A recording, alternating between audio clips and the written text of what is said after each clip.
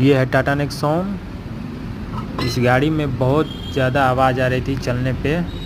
जो गाड़ी को हमने खोल कर चेक किए तो इसमें पता चला इसका सस्पेंशन बुश जो है वो कट चुका था और लिंक एंड भी कट चुका था और बॉल जॉइंट भी इसका कट चुका था, इसलिए गाड़ी में बहुत ज़्यादा आवाज़ आ रही थी। तो चलिए इसको हमको दिखाते हैं कितना ज़्यादा इसका आर्म बुश जो है वो कटा था।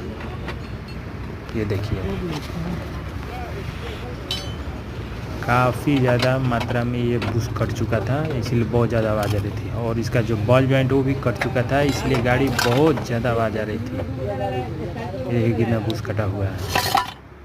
ये था टाटा नेक्सॉन।